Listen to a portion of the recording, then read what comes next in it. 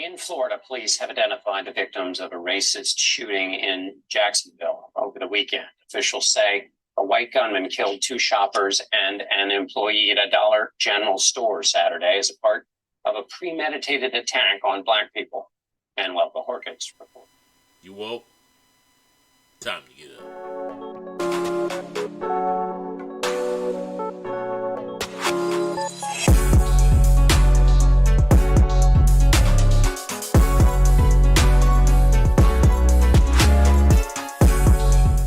Hello and welcome to Thought You Woke No Speed Limit Podcast. I'm your host, Alvin. I am back from vacation, and I've been on a short break trying to get my head together and do some things. So today, I've decided to change focus a little bit. And I know what this is a sad story, but I want to focus on another part of it, okay? So let's talk about the Dollar General shooting. Let me give you a little background on the Dollar General shooting in Jacksonville. The shooter's name is Ryan Palmiter, and I will not mention his name hereafter. He traveled from Clay County to Jacksonville and stopped at Edward Waters University, where he put on his flak jacket or bulletproof vest and other equipment. A student there spotted him and called the campus police. Campus police came to confront the shooter. And unfortunately, at that time, the shooter jumped back in his car and left, so the police were not able to apprehend him or take him in. He then proceeded to the Dollar General store down the street, where he shot Michelle Carr, 52, in the car. He unleashed 11 bullets on the car, from what I understand. He then entered the store where he killed Gerald Gallion and A.J. Laguerre. Both of these are young men. One's 29, one's 19. It was a sad event. And yes, it was racially motivated because all three of the victims were black. Palmiter, who killed himself later, had also written a suicide letter to his parents where he said he was going to kill black people. I can talk about this in the best way to put it, because this is the second motivated shooting of black people on a mass scale in a few years, and we know we've had several. We had the one in South Carolina as well. And there have been other shootings that aren't mentioned in the news that are racially motivated. And we remember the big shooting down in El Paso, Texas, where the gunman entered a Walmart and killed several people in that Walmart. What I want to talk about, and I will not mention politicians' names today. I won't try to. It will be somewhat political because I have to make this statement. I'm going to start here. Let's say you live in a house, and that house has, it's been around for a while. It starts having maintenance issues. You say the plumbing's going bad. Okay, well, you're having plumbing problems. You kind of like, okay, well, I'll try to fix that. Then all of a sudden, the air conditioner goes on the fritz. Well, maybe I'll get that fixed later. I can't worry about that right now. I'm still trying to just keep living. Well, the roof starts to leak. Oh, well, there's a leak in the roof. I don't know what I'm going to do. And then all of a sudden, you find yourself in a place where all of these things are happening at once, and you got to pay these bills to try to get that together. It becomes a stress. Everything is falling apart. I want to say this about America. We got to a point where we silenced everything. The civil rights movement happened in the 50s, 60s, early 70s. And after that, we kind of went into this windfall of small things. Sure, we still had activists who had marches and things like this, but marches became more symbolic. They became events. They became just that, marches. They weren't protests. They marked events of the past that happened. Oh, that doesn't happen anymore. Tensions boiled over again several times. There have been riots in cities, and one incident I remember as a child, Rodney King was turned into the L.A. riots when the police beat that man in the middle of the street, called them all kind of racial names after they got through doing what they were doing. Then we remember how that just sort of died off to the side. Then came a new surge when Trayvon Martin died, when he was killed by a neighborhood watch person. and that person later was not convicted. Now, we can talk about that side of it, but we got to talk about the other side too. For so long, people have gotten this idea that it's okay just to shove it in the background. Let's not talk about it. Let's not do anything about it. Let's just, try to be friends. You're my neighbor. I'm your neighbor. I don't care if you're black, white, Latino, Asian. You're my neighbor. We'll just be neighborly and lovely. Meanwhile, when you go in your house, you're saying little things and doing little things. You say, well, that's why there's so much black on black crime. That's why we got too many people coming across the border. You keep that in yourself, but when you get in someone's face, you're not that person. Now, I do live in a bold world where people will come out to you and say something to you, but they won't say anything to that person or that person. They'll go to a Mexican restaurant, love the food, but say they want to put a wall up. That's the world we live in. The problem is we live in a world where people lived up with bottled up aggression. So it boils over to Black Lives Matter protests, which at night turned into riots. It's questionable who was involved in those riots because it wasn't necessarily Black Lives Matter people, because the Black Lives people came in the morning to march and to protest peacefully. They were encountered by police with guns and tear gas. Sometimes unnecessary violence happened in those situations because the stress was overflowing. Then came the Capitol riot. The other side's now stressed out, overblown. Their fear and their anger has risen to the top of the level, so here they are fighting. Let's not forget Charlottesville that happened before that, where tensions overboiled in the street and a young lady lost her life when a man decided to run her over, one of the gentlemen that was involved with one of the groups that was there. Let's not remember that happened. The problem is we got to a point where we bottled up our aggression. And eventually, it's like when you shake a bottle of Coke, and eventually that bottle wants to explode. You throw in the Mentos in there, and you sit it there, and then boom, the top pops off, and it explodes. And it explodes in many different ways. Black Lives Matter. Capitol riots. We didn't sit down and talk. We didn't sit down and find a solution. Because guess what? We all live in America. We're all people together on this continent. We're all people who have to live together. Meanwhile, I'm looking at this picture here, and there's 3 dead people. There was 8 dead people in Buffalo. There was 8 dead people at that church in South Carolina. There were 20 to 19 people who died in that Walmart in El Paso. There are many other shootings that happen around America that are hate motivated. It may not be racial hate. It may be political hate. It may be some other hate that is motivated by what's tensed inside of us. It is the ultimate destruction of who we are, of what's going on in the United States right now. What I see in us, we go to church on Sunday and we try to love each other. We talk about love and love and love. Even that has gone overboard because we've taken our fears, our hate, our stresses, and put them all in the church. And so now it's boiling over. We don't like gay people. Too many people of different we don't like Muslim people. We don't like these Jewish people. We don't like this. We don't like that. We've been doing that for decades and centuries. And it ain't just about the color of our skin, because that same fear boils over in every community. There's an inferiority complex in us that we fear that everybody else is trying to overpower us. Like we're not powerful enough. We're not powerful enough to be in our space. We can't have anyone else in our space without feeling like it's taking power away from us. I was listening to a discussion one day in a barbershop, and it was all black men. And they said, and I understand this shooting was a white man killing black men, but we had something that bothered me that day. He said, these immigrants are coming in, and they're taking over, and they're taking our jobs. I go to a white space, sitting around a bunch of white people, and they say the same things. These immigrants are coming to take our jobs. These black people are killing each other on the streets. That's why we got to carry our guns, protect ourselves. These black people ain't coming to your neighborhood to kill you. They're killing each other in their own neighborhoods because of the same anger and tension that's in you. They're worried about their jobs. They're worried about where they can live. They're worried about having enough to eat. They're worried about those things. Mexicans are coming here looking for jobs. For black people, there's jobs here, and you're still getting a job. We actually got help wanted signs all over town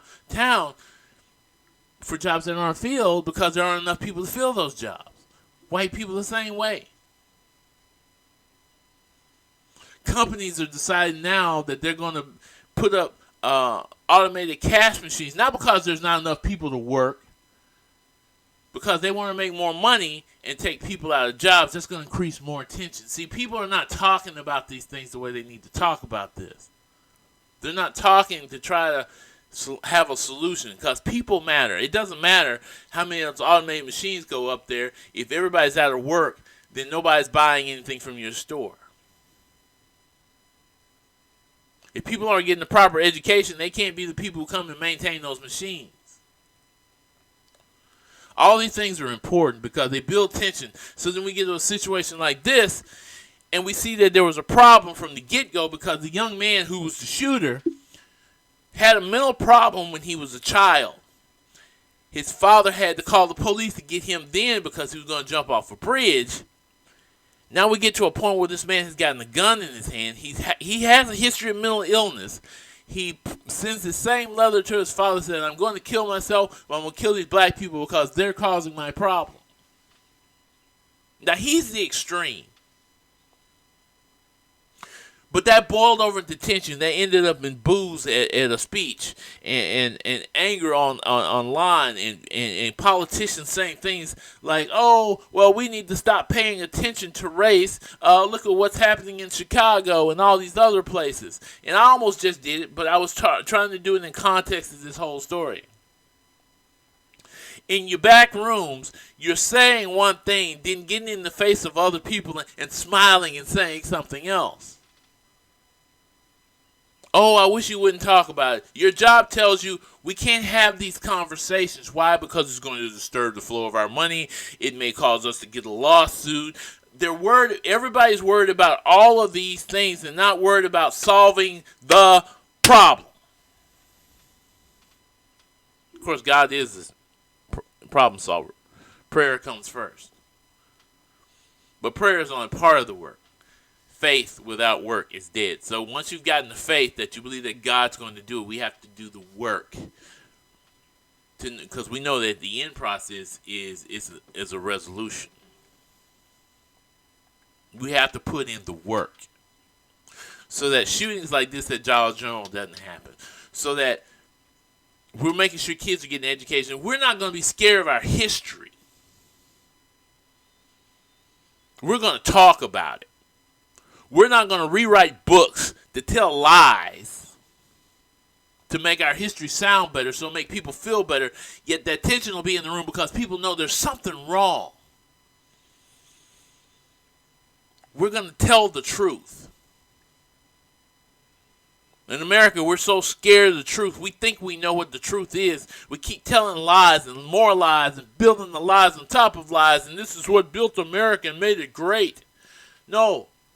Tell what really made America what it is and what really makes it great and how it got here, and that sometimes the process wasn't very pretty at all. And don't be scared to say who did it.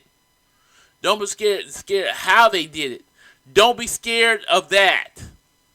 Because if we don't do that, we can't go forward and move forward to fix the process. Yeah, today I avoided talking about things, but I'm telling you, race is a problem in this country. White supremacy is a problem in this country. White nationalism is a problem in this country. Christian, quote-unquote Christian nationalism is a problem in this country. Because Christianity shouldn't be about bigotry, shouldn't be about patriotism, because none of that goes together with what God has ordained. Remember, God said that Abraham would be the father of many nations. The father of many nations, all of them branch off from the same, so that means we are brothers. We have built this nation on the notion that it was built from God when there's only one kingdom in heaven that we should be living the rules of. Our selfish ways, our foolish ways, leads us to hate other people because it's all about us, about yourself. Now watch how we drive every day. People cut each other off in traffic. People run stop signs and traffic lights. People get angry and shoot birds at people. For what? Then when we get in a discussion about race, it becomes, oh, I am colorblind, I don't see color. But what you're doing is talking at me and not listening to what I'm saying. I'm not calling you racist. I'm saying that there's racism in the world. No. I judge you by the content of your character. That's what I do. No. Let's not talk about race. Let's just remember, I judge you by the content. It's not about you. It's about other things. When people say it's institutional racism, they're not saying you're an institutional racist. They're saying there's institutional racism. It affects not only black people, but you too. It's institutional classism as well. We live in that society. We live in that world. We have to have both private and governmental solutions to the problems that we have in this country, because it can't just come from one place. We also have to have a spiritual awakening in our souls that tell us, hey, stop. I understand we have a sinful nature and a self-preserving nature, but sometimes we have to look into ourselves and say, didn't God tell you to love others as you love yourself, as you love God? We think we can present God with this thing where we went and punished everybody else and didn't look in our own souls and see what was wrong with us. We have to be careful about that. We have to be very, very careful about what we are creating in this society. Like I said, a house falling apart eventually caves in. So you're in this house, you got plumbing problems, you got the roof leaking, you got the air conditioning going out. Eventually the lights go out. You start feeling the walls creak. Next thing you know, that house is crumbled to the ground because in the process you did not do the maintenance nor the work to fix it. We keep hearing people talk about our democracy is a threat. It always is a threat when we decide that the only thing we can do is be divisive. Social media, we talk about it all the time. Some people have lost their best friends because I didn't know they felt that way, because you weren't listening. I didn't know you thought this way because you weren't listening. That's our problem. We don't listen. First, we got to listen. Then in order to fix it, say, brother, this is how I feel about this. How can we work this out? If we can't, maybe we do need to separate. Maybe we need to move on. Instead, we build up tension until it gets to a point where it boils and the house is starting to fall down. Like I said, I wasn't going to mention the name of candidates, but you wouldn't have the presidential candidates you have. You wouldn't have the problems you have if you hadn't been so busy just saying, I'm just going to live my life. I'm going to do this. I'm not going to pay attention to this. If you had done the right thing. This young man would have not entered Dollar General if we had the proper system set up to help the mentally ill, especially those who could endanger others. We don't have the proper system set up in this country for mental illness. This is the second shooter who has had, of the four that I've mentioned, this is the second one that said they had a prior incident. And then they had their hands put on guns and were allowed in. And, when we talk about mass shootings, that's the MO of most of the mass shooters. They have mental illness. Someone even in their family may have purchased them guns talking about this will help their mental illness. A gun is not going to help your mental illness. It only contributes to a greater problem that it will cause later. If that person has demonstrated harmful behavior, you're putting something in their hands that's even more harmful. That makes no sense. We have got to demonstrate to ourselves that we can do better in how we think and how we flow and how we move and what we do in these situations. We have got to change something. We can't keep doing the same old thing. We can't just say, well, that's our tradition and that's how it's going to be. That's our freedom. That's how it's going to be. Freedom ain't free, but at the same time, freedom is available for free. If everyone realizes where freedom came from, and who paid the price, we wouldn't always have to worry about paying the price again or having to have some instrument to keep our freedom. Well, folks, I've been talking for a long time, and I hope you get an understanding of what I'm saying here. We have to work together for a solution. We got to stop being quiet. When we have the opportunity to speak, we have not done it. We've had teachers that silence students say, I want to talk about this subject. No, we can't do that here in this classroom. We got to stop doing that. We got to bring peace to the table. We got to bring peace to the table. Hey, folks, thank you for watching today's show. I hope you enjoyed the show.